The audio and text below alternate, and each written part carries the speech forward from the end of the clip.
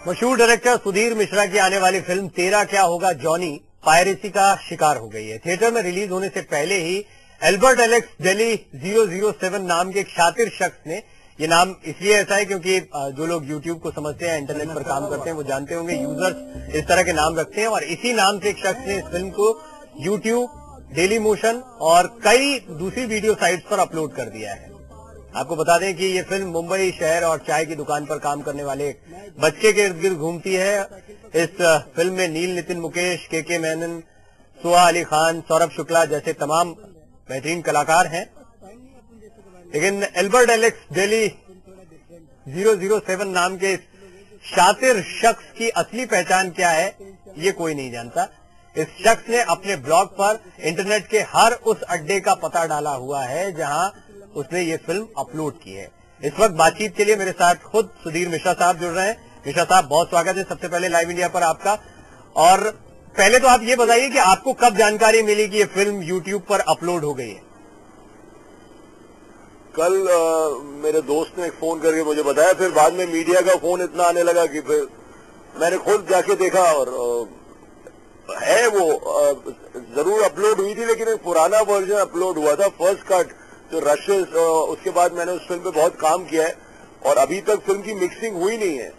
उसमें साउंड और म्यूजिक बहुत बुरा है, लेकिन बहरहाल ये होना नहीं चाहिए था। जिसने भी किया है उसके पास एक्सेस जरूर रहा होगा उस फर्स्ट कट को, तो will have to get to the bottom of this, किसने किया। ये एक बहुत अहम बात है, जैसा आप बता रहे हैं कि मिक्सिंग और दूसरी बातें अभी तक नहीं हुई।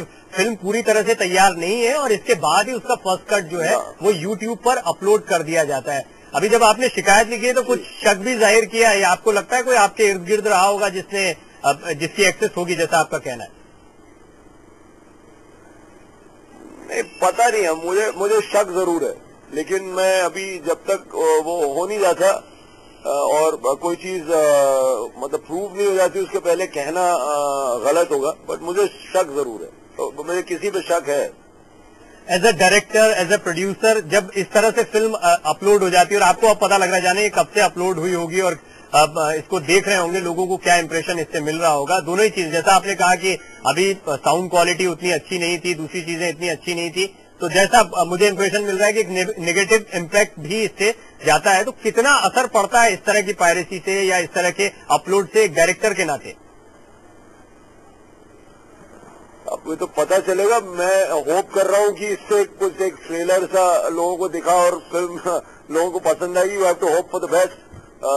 मेरे ख्याल से जो जितने नेट पे लोग हैं, ज्यादातर जो नेटिजन्स हैं, वो जो हिंदुस्तानी फिल्म देखते हैं, उन्हें मेरी फिल्में पसंद आती हैं। और मेरी दरखास्त थी उनसे कल भी मीडिया के जरिए और वैसे भी कि आप प्लीज ना देखें उसे, और वो मेरी फिल्म है नहीं अभी पूरी तरह से। और मेरे ख्याल से बात सुनेंगे तो मुझे ऐसा, मेरी ऐसी उम्मीद है कि ऐसा होगा नहीं कि फिल्म पे कोई कमर्शियल इम्पैक्ट होगा, और शायद थोड़ा सा टेस्ट मिल जाए, शायद लोगों को पसंद आए, एक ट्रेलर की नुमाइश करे, इस तरह से मेरी उम्मीद ही है।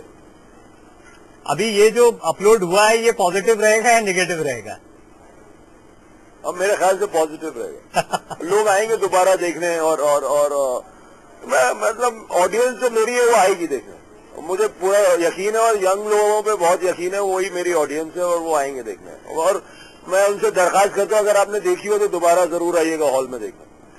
तो मुझे तो लग रहा है कि रिपोर्ट के बजाय थैंक्स कर देना चाहिए एलेक्स 007 जो भी है साहब। अब हर चीज को आप उसका फायदा उठाएं, अब रोने से कोई फायदा तो है नहीं। जो हुआ सो हुआ, वो हमने कंप्लेंट की है, साइबर सेल जो क्राइम सेल है उस पर की है, और हमने जुहू पुलिस स्टेशन में की है, यूट्यूब से फिल्म उतार दी गई है। तो ये सब तो हो चुका है, बस जितना हम कर सकते हैं हमने किया है। होपफुली उसने हमारा फायदा किया, उसके अलावा ये हम उम्मीद करना चाहिए हमें। एक बढ़िया मौका मिला कि चलिए इस फिल्म के बारे में इसी बहाने बात हो जाए। और फिल्म के पोस्टर की अगर बात करें तो इस पर लाइफ में हर किसी के नाम की लहर आती है, इस तरह से एक पूरा पोस्टर जो है वो आपने छपवाया है। मैं चाहूंगा ये डायलॉग और क्या मकसद है फिल्म का, ये थोड़ा सा दर्शकों को बताएं। समंदर में हर एक के नाम की लहर आती है, जिसने पकड़ लिया उस नसीब, नहीं तो सब बड़ा पाओ। तो मतलब एक बम्बईया अंदाज में कहने का है, स्पिरिट है शहर की, और वहाँ के जो थोड़ा सा एक रात के प्राणी है, रात को जो अगर आप बम्बई में घूमें तो एक कॉफी बेचने वाले आपको लड़के दिखते हैं। तो एक ऐसे लड़के की कहानी है। बहुत सारे लोग ऐसे सोचते हैं मुंबई जो शंघाई बनने की ओर अग्रसर है, ऐसा कहते हैं। उस मुंबई में आज किसको फिक्र है उस कॉफी बेचने वाले लड़के की? कुछ लोगों को है, वो सोचते हैं कि जॉनी का क्या होगा। जॉनी सोचता है इनका क्या होगा, क्योंकि इनका कुछ होगा तभी मेरा भी कुछ हो जाएगा।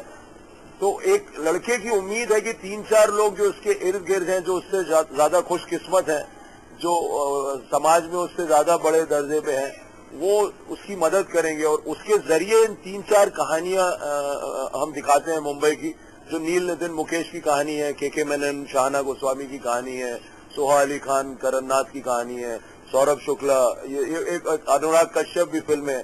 एक बहुत इंटरेस्टिंग कास्ट है। और कुछ अंदाज मैंने एक फिल्म बनाई थी धारावी, उसके बाद इसरात बनाई थी, चमेली बनाई। मैंने मुंबई के एक तरह से जो अंडर लाइफ है उसके बारे में काफी फिल्में बनाई हैं। तो ये उस कड़ी में एक और फिल्म है। जब आप मुंबई का जिक्र करते हैं और जिस मुंबई के जिस भाग का आप जिक्र कर रहे हैं, कॉफी वाले का जिक्र करते हैं, तो अभी सवाल आपसे ये भी हो रहा होगा कि कहीं ये स्लमडॉग मिलियनेयर से मिलते जुलती फिल्म तो नहीं है? नहीं, अब मैंने लंदन में दिखाई थी तो ये सवाल बहुत उठा था, तो आधे लोग कहते थे स्लमडॉग से बेहतर है। बहरहाल मेरे ख्याल से स्लमडॉग बहुत अच्छी फिल्म है। मेरे ख्याल से स्लमडॉग बहुत अच्छी फिल्म है। और ये बात जब स्लमडॉग चली थी तो लोगों ने ये भी कहा था मुझसे कि आपने धारावी बनाई थी, वो बेहतर है। लेकिन फिल्म कोई कुश्ती का दंगल नहीं है। और ये बिल्कुल एक इनसाइडर का व्यू है। मैं इनसाइडर हूँ और मेरा नजरिया मेरे लोगों के बारे में दूसरा होगा। स्लमडॉग जो है एक आउटसाइडर का व्यू है और अपने वो भी जायज व्यू है।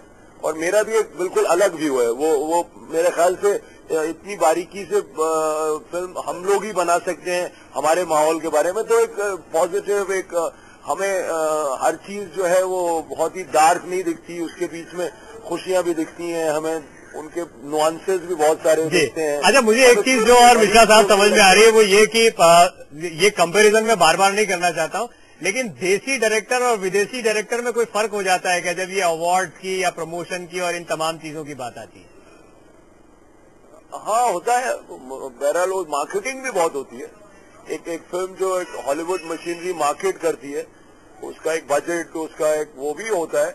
बट स्लमडॉग जो है वो डैनी बॉयल की फिल्म है और बहुत अच्छी फिल्म है। उसमें बहुत चीजें हैं जो बहुत काबिल तारीफ। एक बड़ी तो मैं अपने मतलब अपनी फिल्म को जी अपनी फिल्म को उससे कंपेयर नहीं करूंगा। बिल्कुल अलग फिल्म है मेरी, पर एक और नजरिया और इंटरेस्टिंग है। अगर आप स्लमडॉग को देखें और तेरा क्या होगा जॉनी को देखें, जो कुछ आसपास बनी है, तो फिर एक मेरे ख्याल से मुंबई के बारे में ज्यादा आपका जो व्यू पॉइंट है वो ज्यादा पूरा हो सकता है। स्लमडॉग एक पार्शियल नजरिया है, मेरा एक अलग नजरिया है। उस दोनों को मिलाएं तो शायद मेरे ख्याल से एक ट्रूथफुल पिक्चर बनती। चलिए, ये जो जनाब थे एल्बर्ट एलेक्स डेली नॉट 7, इनके बहाने आपसे फिल्म के बारे में भी बातचीत हो गई। बहुत बहुत शुक्रिया और बहुत सारी शुभकामनाएं। उनका पता लगाऊंगा मैं कहाँ है। उनका पता लगाऊंगा मैं जरूर। फिर आपसे फिर बात करेंगे और उनकी असली आइडेंटिटी भी सबके सामने रखेंगे। बहुत शुक्रिया मिश्रा साहब इस पूरी बातचीत के लिए। बहुत बहुत शुक्रिया।